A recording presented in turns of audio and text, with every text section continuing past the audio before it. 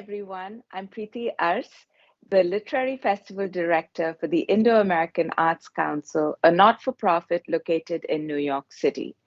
Welcome to the 2022 edition of our Literary Festival.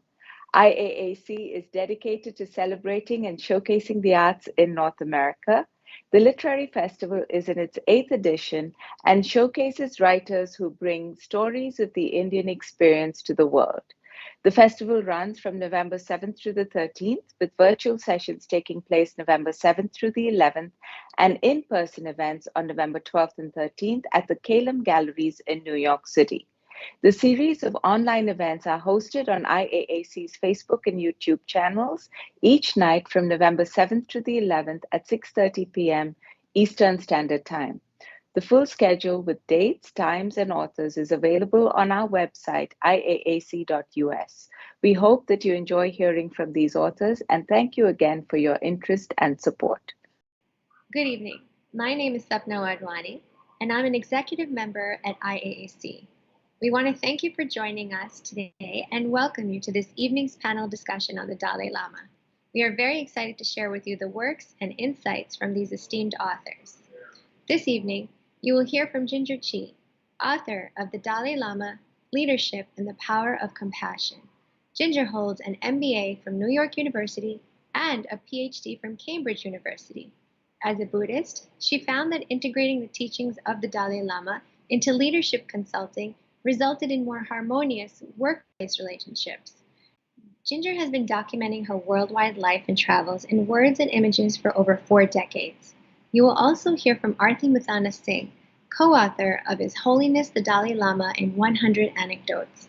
Arti is a children's writer, freelance journalist, copywriter, editor, and cartoonist. She is also the founder and director of Syllables 27, in partnership with Mamta Naini, an outfit that puts together books for children of all ages. This panel discussion is being moderated by Mr. Rakesh Kaul, Vice Chairman of IAAC and fellow author. We hope you enjoy the discussion, and thank you again for joining us. Today's panel is about perhaps the most remarkable man alive, His Holiness the Dalai Lama. In Ginger Chi and Arti Singh, we have 2 authors whose books on His Holiness cover readers from the ages of 9 to 90. I'm going to focus our discussion on just one remarkable message, and that is compassion, karuna, which in our daily life manifests as kindness. We'll hear some fascinating life stories from the Dalai Lama's journey, which teach us about compassion's power, glory, and joy. I'll start with you, Arti. Welcome. Thank you. Your book opens with a provocative quote: "Be kind whenever possible. It is always possible." Tell us, how is that revealed in the remarkable story of the mouse who protects the Dalai Lama, and then much later in the story of the vulnerable kitten? Thank you, Mr. Kaul. Thank you, Ginger. And I'm right in Gurgaon, very, very far away from all of y'all, but closer to the Dalai Lama in Dharamshala, so I have a head start there. And regarding the quote that our book started with, it took us, we started that book for a reason. The quote there, it sounds so simple and simplistic, but there's a lot of loaded thing that it's actually the case with everything the Dalai Lama, His Holiness, puts together. It just sounds like, oh, something that anybody would say. But for somebody who actually follows what he actually says, it's quite remarkable. And me, for one, I'd like to go a little off topic because the other 2 books we did in the series, the first book in the series that we did is actually on the Mahatma Gandhi. And coincidentally, I think we come to that later on in our discussion about His Holiness and his connection with the Mahatma. And the fact that, there's a reference to both of them in both the books, because of the fact that, the Dalai Lama had such a great admiration for the Mahatma, and so do I. And I think after the Mahatma in the world, according to me, he is the next Mahatma. I mean, I might be sounding a little like fangirlish about it, but I seriously believe it. And for the world today, I think we don't have people like Dalai Lama around. There is really actually no hope. And since everything that's going on at the moment is just so deplorable and so disruptive and so much full of dismay, the Dalai Lama as a shining, really shining human being that goes through as if nothing is touching him at all. I mean, like really, he's going through life with a bubble.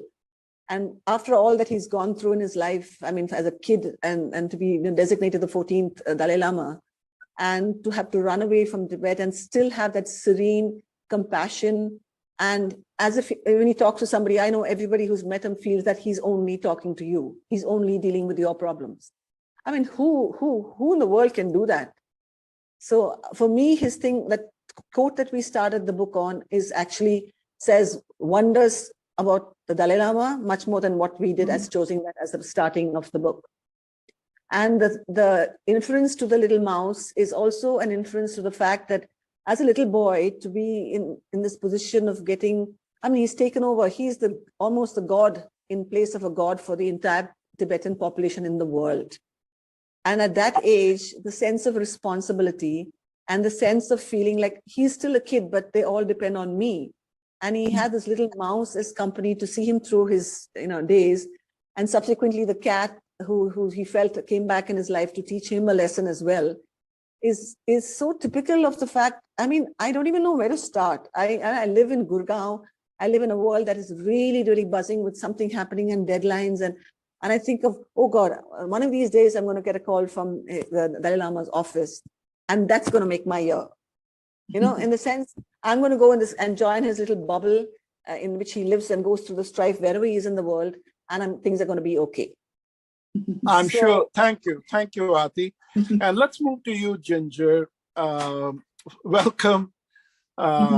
First, I want you to share with the viewers that remarkable moment when the Dalai Lama spotted you and picked you. That was such a incredible story. Why don't you just start with that and then we'll pick up. So I had been photographing the Tibetan diaspora in India and in Nepal for about 10 years. So 2009, I started, went to the majority of the large settlements. So there are about 24 of them. Even spent time staying with the nomads up in the Himalayas in Ladakh. And they kept saying, due to the kindness of His Holiness, we were able to, build schools, or they gave him credit for everything successful. So after hearing this for years and years, I just really wanted to meet with His Holiness. And in 2018, during Losar, their very important New Year festival, I and many, many other Tibetans went to Dharamsala. And I guess it's almost every day when he's in town, he meets with many, many people, and you just stand in line and comes your turn, and he clusters a few people and he photographs. Being a photographer, I got permission to stand next to his photographer and photograph as the photographer photographed. And so he always looks at the photographer, smiles, and then his eye went to me and he said, "Who are you?" And somebody actually pushed me forward. So I was about 3 feet from his face. And then I said, "I am a refugee from China. My family escaped 8 years before you. I have been documenting your people for 10 years. And I'm doing this on behalf of Tibet Fund, and I'm volunteering my time, and all the money goes to supporting the refugees." And then he said, "I want to meet you." So I must have done some really good things in my past life and in this life to have this karma, right? Yes. Yes. Absolutely. Those magical words, who are you? And then I want to spend time with you. What a Yes. remarkable gift. So let me continue, Ginger. In your book, you talk about the very important role Mhm. the Dalai Lama sees for the mother, a learning that came out of his own mother. Yes. Now that's striking because in America, especially, we have this image of the hyper competitive tiger mom, and maybe wrongly, but that tiger mom is associated with the Asian mom. Mm. But here's the Dalai Lama presenting a very different picture of what a mother's most important role is. Can you expand on that and share what you found? Mhm. The Dalai Lama attributes his sense of compassion to his mother's kindness, and what what he received so much compassion, patience from the mother, even if he was a naughty child. But not only did he observe how his mother was to him, but what was interesting is when children from the village would come over, and I guess many of them didn't have food, his mother would always share whatever food they had. So he grew up with a sense that his mother is absolutely inclusive. And so it's not just their family, but everybody is included in this family. And I think you see that foundation very much because when they started the school, the Tibetan Children's School, they didn't create a dormitory. They created homes, and each home there was a mother. And then the children who lived there became siblings. So you have a family environment. Now this mother could have her own children, could have her own family, but in the school home, she played the role of a mother. I Amazing. found that rather amazing, and even the title that was given was the Great Mother, the Universal Mother, and clearly that universality we now see in the Dalai Lama. But you go deeper in that. You go into this notion of the great compassion. I don't know if I'm saying this right. Please say it right for our viewers. 9J channel. And most importantly, you give a very simple tip as to how it starts. What is the simple secret with which you become compassionate? Can you just teach us about that? Yes. Well, Artie, you mentioned that when people speak with His Holiness, they feel that he's listening to them personally. And yes, and actually the first time I met His Holiness was in a huge stadium of about 10,000 people in Zurich. And I had gotten tickets really late, so I was sitting way, way up in the clouds. But even among 10,000 people, I felt that he was speaking to me personally. And so this, I cannot pronounce this either, Ninje Chemo, the Great Compassion, has a lot to do with listening with his heart. And I observed him over 5 weeks in different settings.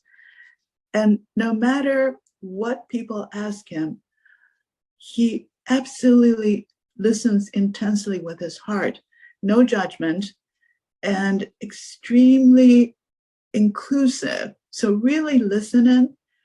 And then he would give very specific feedback, mirroring and summarizing. So you feel that he's really listened to you. And then you know how his personality is so magnificent. So you feel that you're included in his world, but you know his world includes the whole population, right? 7 billion people. And so this is amazing that a person can have so much charisma that even a tiny person in a huge stadium or an individual in front of him can have this feeling that he's listening to each of us personally. Absolutely. This listening with the heart, if there is just even one message, Ginger, in your book, is a remarkable, remarkable discovery. But then you go further and talk about, and at least for me, a stunning realization that there is no heart teaching in our schools, whereas in the school the Dalai Lama opened, look, I have sat on the boards of many schools. I graduated. I'm a gold medalist from Delhi Public School, Mathura Road, which is a well-known institution. And all these schools stress learning. Yeah, learning is a virtue. Not one school talks about heart teaching. And the Dalai Lama, the motto of the first school that he opened, it was others before self. And then there's this most fascinating zone of peace. Can you tell us about what that zone of peace was in the school? Because schools have soccer fields, they have cricket fields, baseball fields, but man, this school has a zone of peace in it. Well, when I started this journey, I was photographing, and I noticed in the schools that the children behave so different from the schools I went to. So, for example, little kids, probably nursery school, they would help somebody else put on the shoes so they can go outside before they put on theirs. And kids usually don't behave like that. And so, essentially, this whole thing about I'm going to help somebody. Even kids helping each other trace the alphabet. So Dalai Lama really wanted to develop the kids so that they learn beyond the curriculum how to be kind people. And the Tibetans don't really teach so much as behave. And so the children actually observe the people. So everywhere I went, I just felt kindness is part of their culture. And so the kids grow up with this culture. And, on occasion when children have little fights, they're sent to this little garden outside of the classroom. And it's a beautiful little garden, and it's called the Zone of Peace. So they're fuming and they're sitting, and they can fume all they want, they can sit all they want, but they're supposed to dialogue. So until they dialogue and start communicating with each other, they stay out there. And then once they start working, start being friends again, then they go back to the classroom. I interviewed Jetsun Pema, who built the TCB, and she said, over time, the Zone of Peace actually isn't used very much because kids just know how to dialogue. They don't really squabble anymore. Thank you. Aarti, let's expand on that, Aarti. Later on, this Dalai Lama expands this into emotional hygiene. I mean, what a wonderful term. There's some program called SEE. What was that all about, Aarti? I think he was just expanding on what Ginger was just talking about, this thing of having kids grow up with the fact that it's just, it doesn't have to be an effort. It is just part of you. You just let the other latent things of like fighting and jealousy and, competition come in the way. And then the compassion that is actually in you just gets out the window. And then you have to relearn it much later as a curriculum.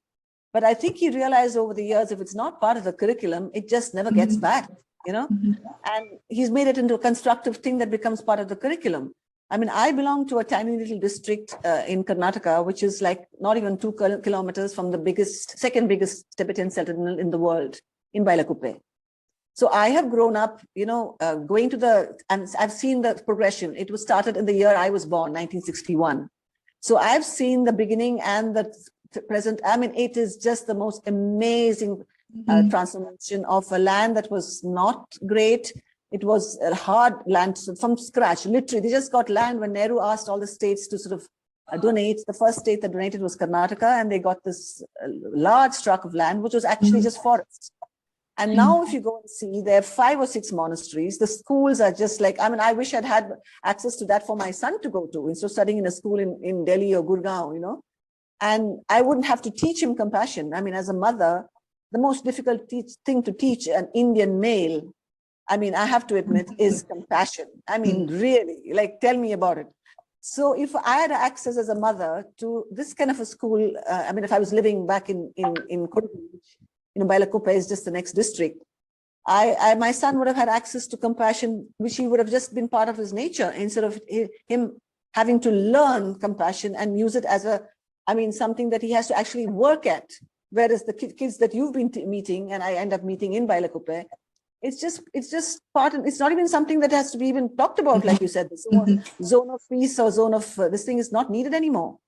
You know, so it is. I mean, the things I've learned by the very fact. I mean, living in Bailakuppe, I mean, close to Bailakuppe is one thing, but researching a book to come out that to write about a person who's got more followers than the Pope, it was a responsibility that I didn't even realize when I was taking it on.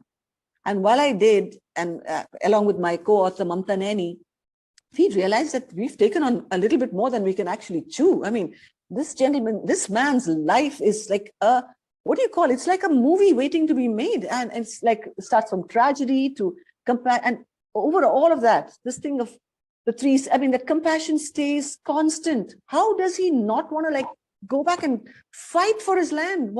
How does he not want to sort of get on with saying like despair? I mean, they've taken away my land. My people have no place to go. And I mean, it's amazing. It's just, I don't even know what to say. It's like, I mean, if I had to start a school now, I used to be a teacher in a Waldorf school, and it follows a little bit to this, but this has taken the education of compassion and ingraination of compassion into the curriculum to a whole new level.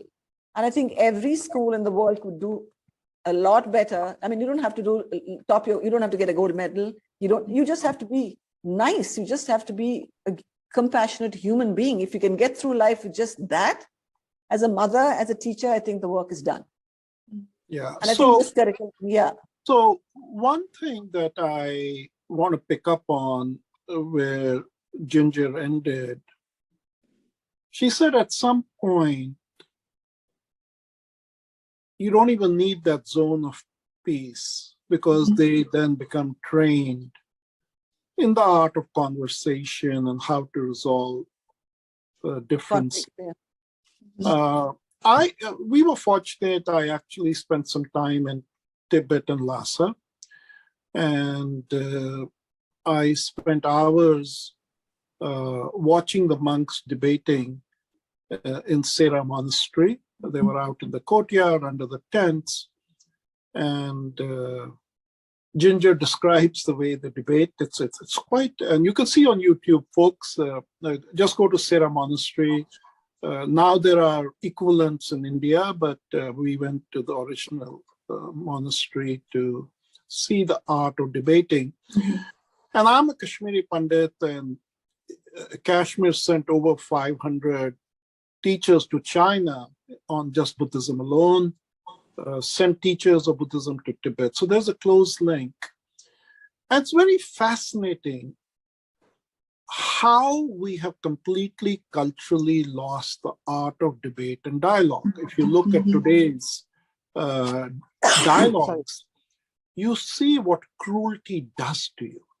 These debaters are ready to kill. Whereas if you look at our ancient texts, the first thing when you're debating,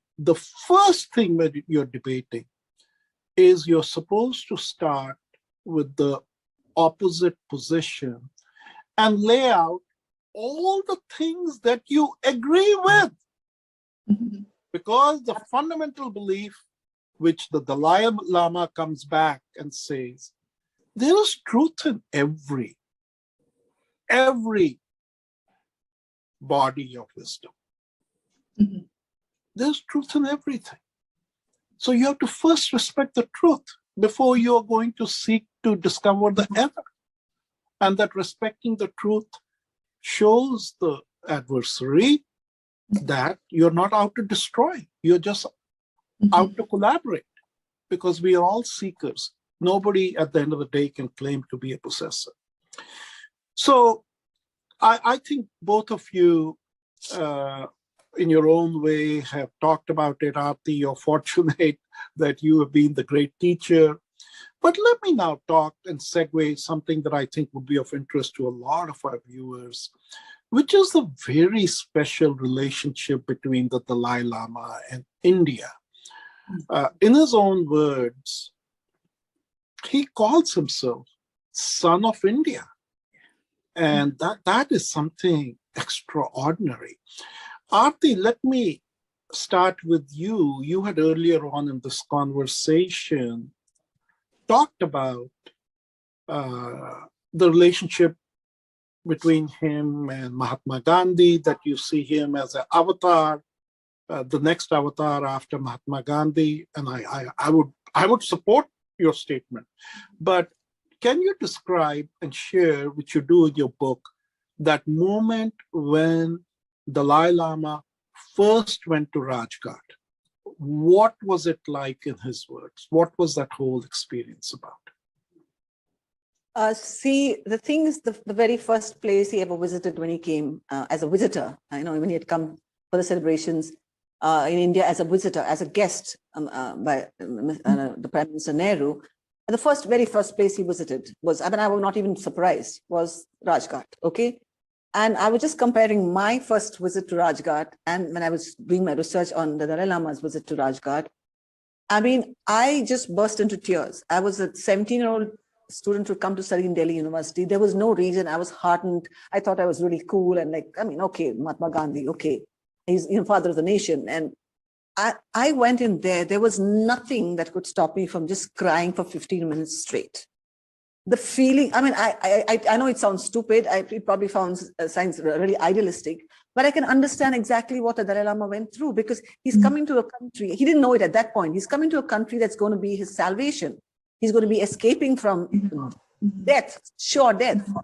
And he's coming here as a guest first, and he goes to Rajghat. And I was thinking of him when I was writing the book. I was imagining him standing in exactly the same spot when I was 17. He was just 21 or something when he was standing in the same spot. And the feeling of like a kindredship, I'm sure that would have been there. And the fact that Mahatma Gandhi led our country, right? Whatever way you look at it and whatever way they want to, talk about him in history, he led our country.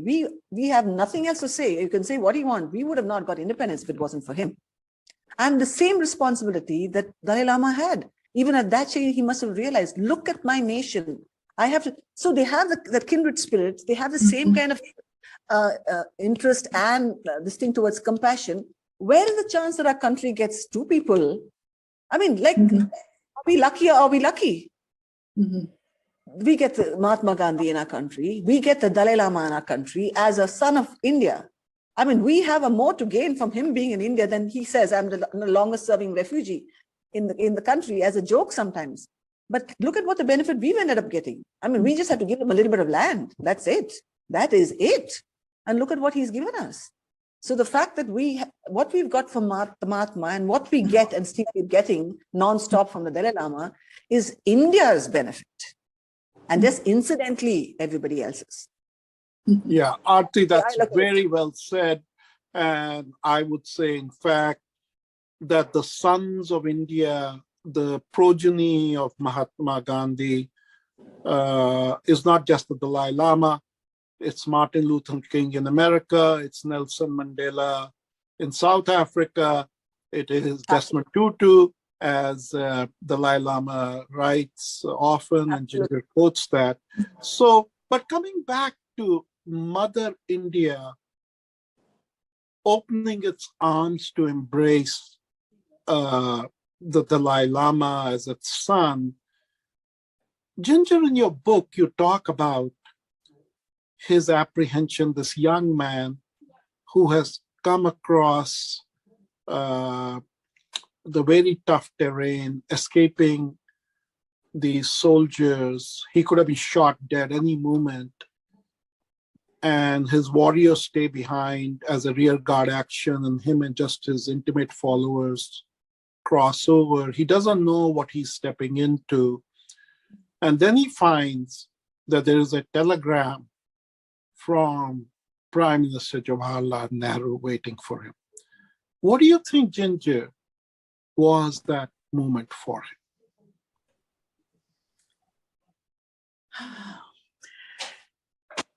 Because he had already met him and already saw him as an elder mentor who understood leadership, I'm sure he felt a sense of relief, but also that he's coming to somebody who's a friend. And then His Holiness, after he escaped, he found 85,000 people had followed him. He did not expect that. And so Nehru basically helped him and said, to preserve Tibetan culture, you must take care of the children. And India really, I mean, he graciously created the first school and said, take care of the children. They're the future of Tibet. And then you mentioned giving the land. And so he created the schools for the Tibetan diaspora. Then he asked his sisters, were the older sister, then the second sister, to create the school. After the children were taken care of, then the land, and then the people building a home. And what absolutely amazed me is how essentially he was saying, you need to have the land, and it needs to be a settlement that is outside of India, or else the Tibetan culture will be diluted. So in America, we tend to want assimilation, but there, he's lost his country. So if he assimilates, then there's no Indian culture anymore. So essentially this amazing, how would you say it, gift of school land. This is really amazing. And in return, this son of India, Buddhism, Tibetan Buddhism is really from India. And so essentially the Tibetans have preserved the Indian Buddhism. And then with all these monasteries you talked about,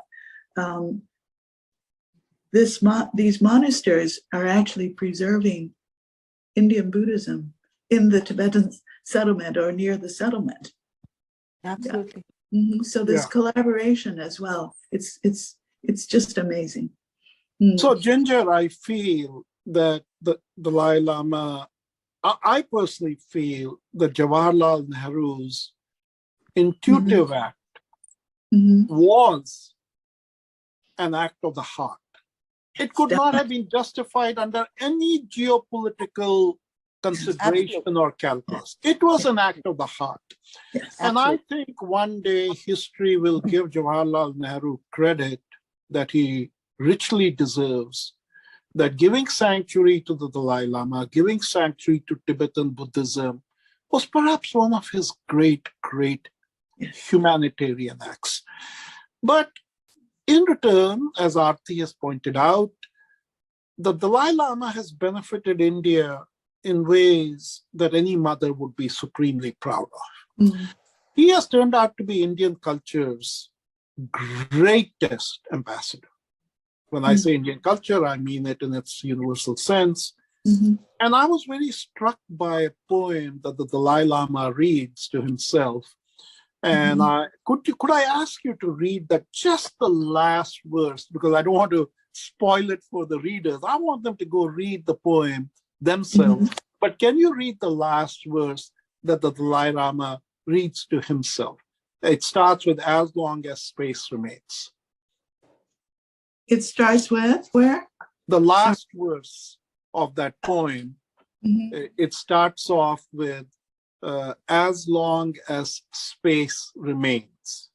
I think it's a 3-verse poem, and I'm trying to remember if you recollect which page. Yes, an earlier one. Oh, Yeah, as sorry. long as it remains.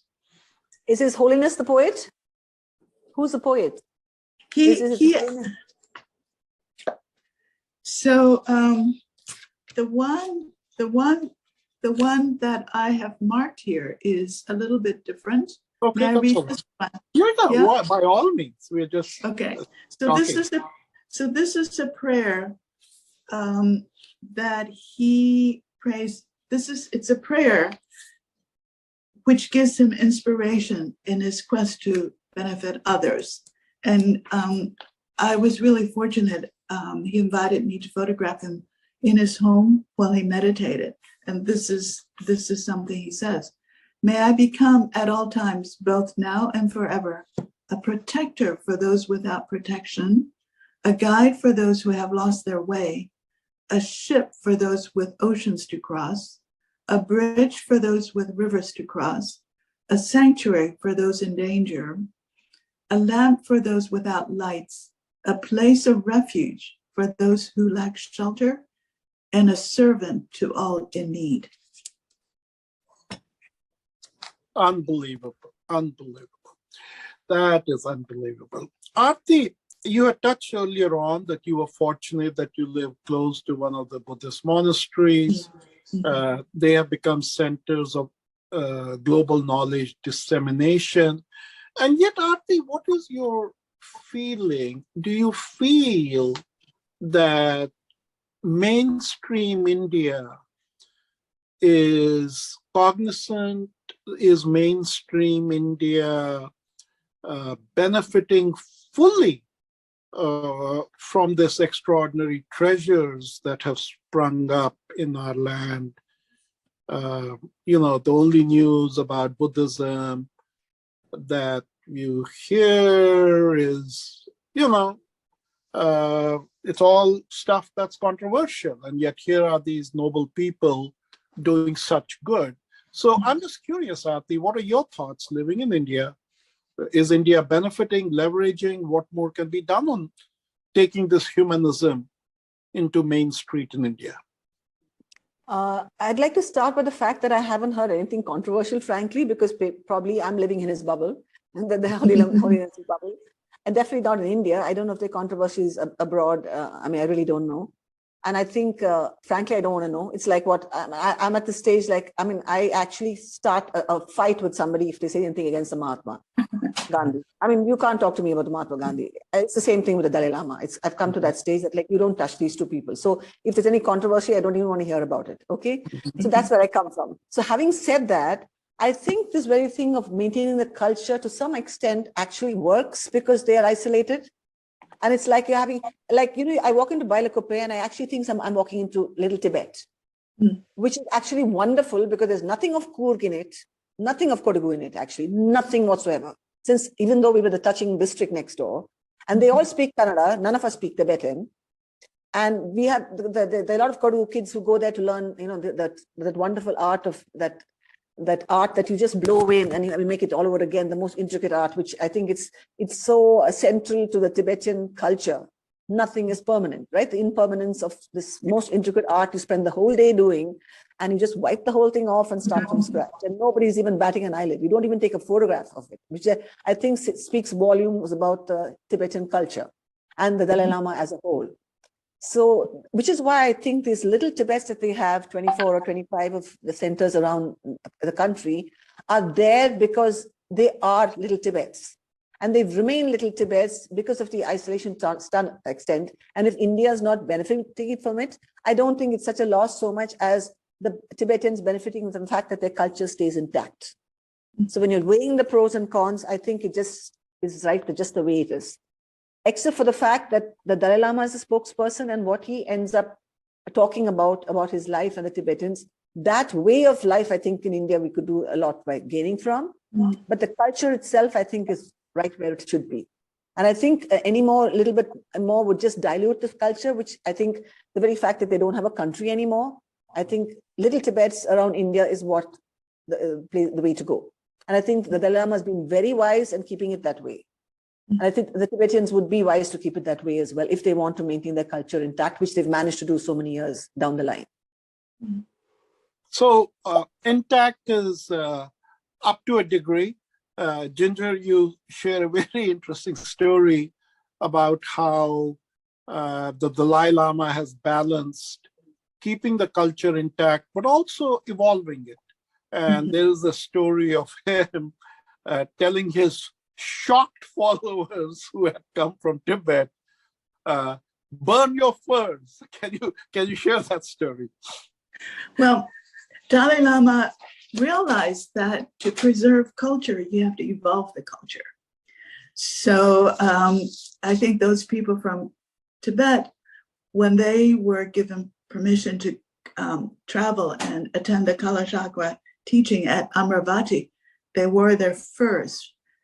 And the Dalai Lama was saying, well, not only is it too hot and people were fainting, but animals are not meant to kill. You know, he says, you protect the animals. You do not kill wildlife. You do not wear fur is not fashion. And so we heard that when they went back, they burned the furs, and they're not killing animals for that. Yes. Can I step in there a moment? Mr. Kaul, can I just step in for a second there?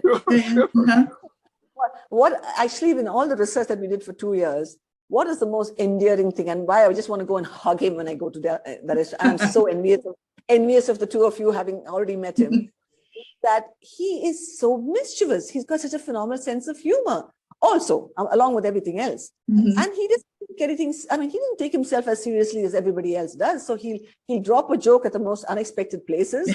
And he'll drop a bombshell when nobody's expecting it. And, to say things that, like, his followers from Tibet didn't know what hit them when he talked about the furs. But that's the Dalai Lama for you. I mean, he's a spiritual leader, but he's also a human being. He's somebody like you and me, and not you and me either. I mean, that's what's so amazing about him. Or the Mahatma, for that same matter. Mahatma loved mithai. He used to cheat and have mithai. I mean, like, he loved his mangoes, but he still wanted to fast. I mean, that's a dichotomy in all of us that they were prepared to acknowledge, as the Mahatma did and the Dalai Lama does, which is the most endearing part of it.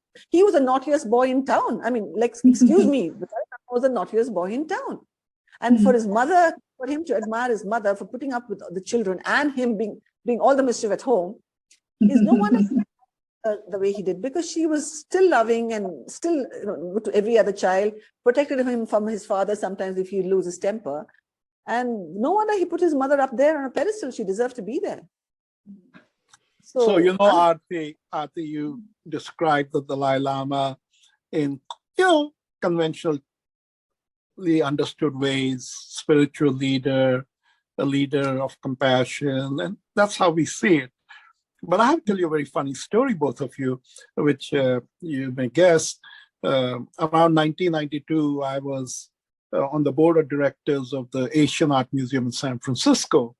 And the head curator, Rand Castile, came in the board meeting and proposed to hold the first Art of Tibet exhibition in America. It was going to be the first one.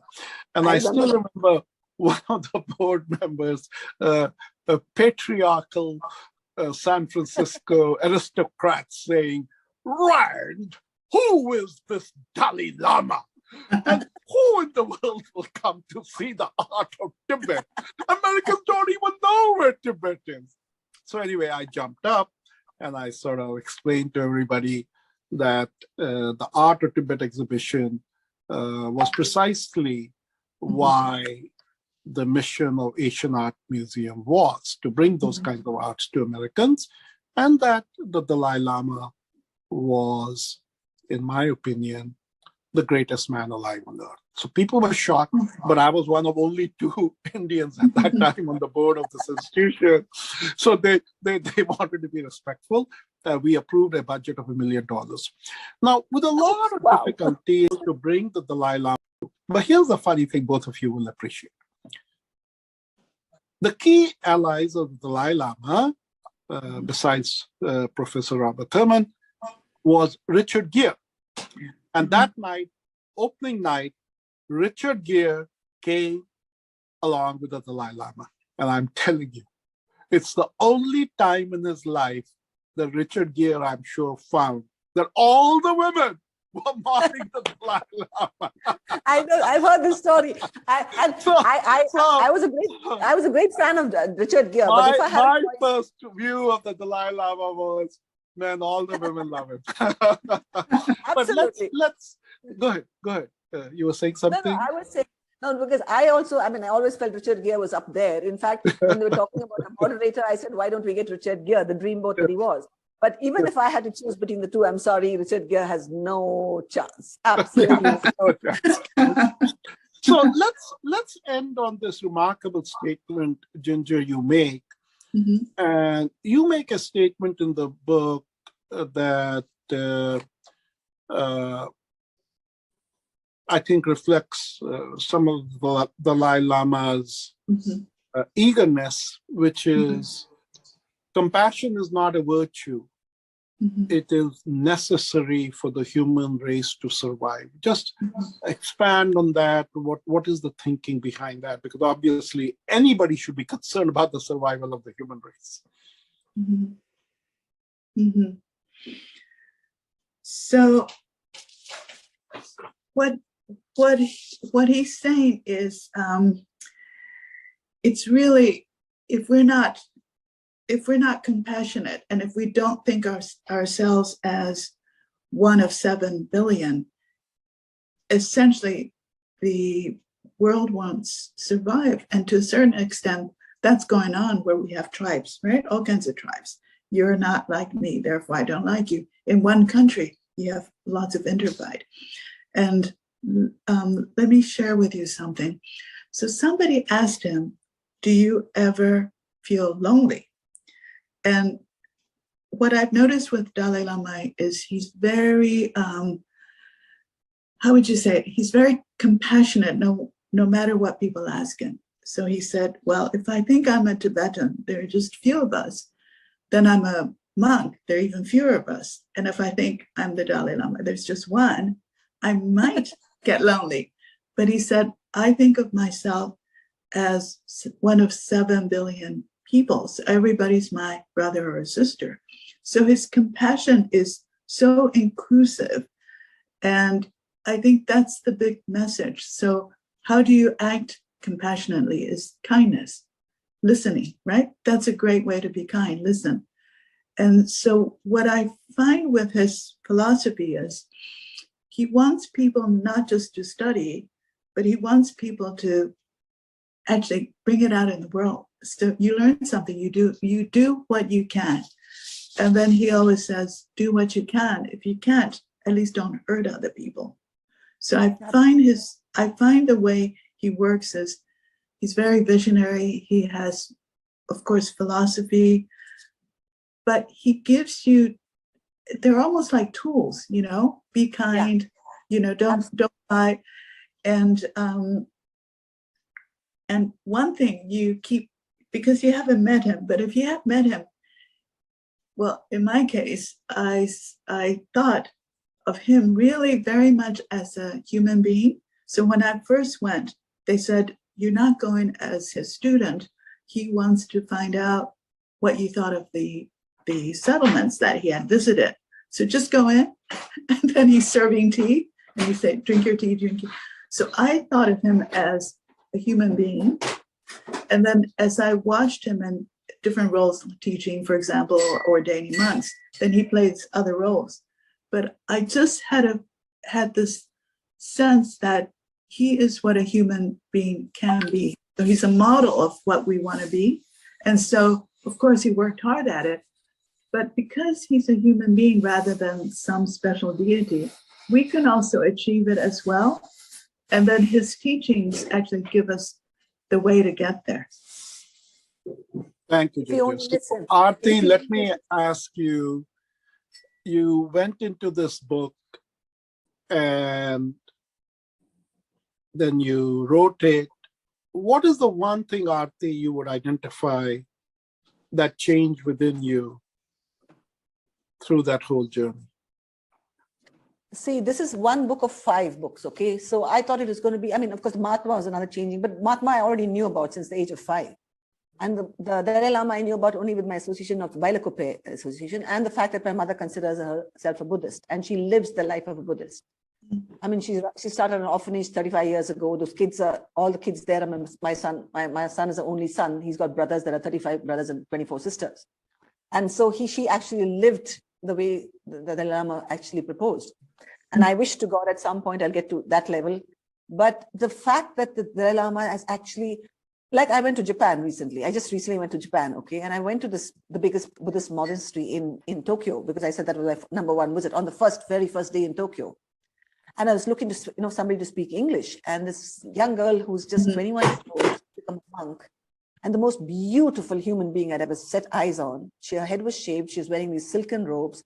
And she said, I know English. And she took over my life for the next hour and a half. And she took me to the rituals and she took my email address and she writes to me. She gave me this little, I don't know if you can see this. She gave me this thing as a shanka. It says, this is shanka, which I carry with me in my handbag every day. And she wants to be my friend. She sends me an email saying, I am Maya Watanabe. I don't speak English well, but I want to be your friend. Now, why am I corresponding with somebody in Tokyo I met for 1.5 hours who's metamorphosized my life? And only because she found out that I've written a book on the Dalai Lama. And that got her that much closer to the Dalai Lama. I mean, what have I done? I've just written about this amazing man. I mean, co-authored it with Mata Neni as one of the 5 books that I'm writing. We finished 3, and he's the only one who's alive, which was the responsibility was like, I mean, if I don't get this book right, I'm going to have 7.5 million people ready to kill me, right? So I made sure that I'm sorry, the Tibetan government in exile is going through this book. I'm not letting it go to press. My publisher, Soini, was like pulling her hair out. It has to come out on his birthday. I said, no, I'm sorry. The Tibetan government in exile is going to vet this book. And they vetted it in record time. And only then was Soini, my publisher, was allowed to send it to press. And it came out on his birthday, which is, I think, as far as I'm concerned, it is the best thing I've ever done in my life. I've written more than 50 books. I've done a lot of interesting things in my life. I was running the Limca Book of Records for 14 years. But as a human being, this is the best thing I've done. So that transformation, I think, it's nothing to do with the Dalai Lama giving me permission. It was just happened to be one of the 5 people I chose to write one book on. And it's transformed my life beyond repair. Let's put it, I'm never going to go back to the Aarti I was. That's what it's done to me. Viewers and readers, that's a very powerful, powerful statement. That it transformed Aarti, and it'll do the same for you. And Ginger, the same question for you. What's the one thing that changed for you, within you? You were a Buddhist already. So what was the change? Well, I think because when this book came out, for example, I'm invited to speak today. This is not something I ever expected. So when the book came out, I realized this book sort of has a life of its own. And it's because I accidentally got selected by the Dalai Lama to tell something, right? So I'm just following this. And it's just amazing how many people want to hear the story. So I'm traveling around telling this story. And I almost feel that this is not a book I wrote, but it was more, I'm the catalyst who wrote the book. And it's been such a joy, actually. You're quite enthusiastic. I feel enthusiastic inside. It's just completely changed my life. Wow. Ginger and Aarti, thank you so much for this time. We could keep going on. I want to first salute the literary curators at the Indo-American Arts Council. Mm-hmm. Their mission is like no other festival. Mm-hmm. They seek out stories that are both topical and timeless, and yet transformational. In that sense, both these books are jewels. You will feel the light that shines within them. And Ginger and Aarti, I thank you for taking the time today. We will certainly build on our friendship and relationship. I find it quite auspicious that a Chinese and two Indians today joined hands in harmony. Thanks for the Dalai Lama. May that prove to be auspicious. May that Thank prove you to so be much. auspicious. And And thank you, Sneha. Thank you so much, Sneha. And thank you, Mr. Yeah. Malhotra, for all the help on the book. yeah, Thank you. and Sneha, thank you. And the last point I would make, folks, next time, instead of giving a gift of mithai or something that's bad for your health, give something that's good for your heart and mind. Give a gift of these two books. Thank you, Mr. Kaur. Thank you so much. Until your Thank you. Thank Thank you. Bye. Thank you. Thank you Bye. very Thank you for participating in our literary festival. Please don't forget to join us this weekend, November 12th and 13th, at the Kalem Gallery in New York City for our in-person literary festival. Thank you.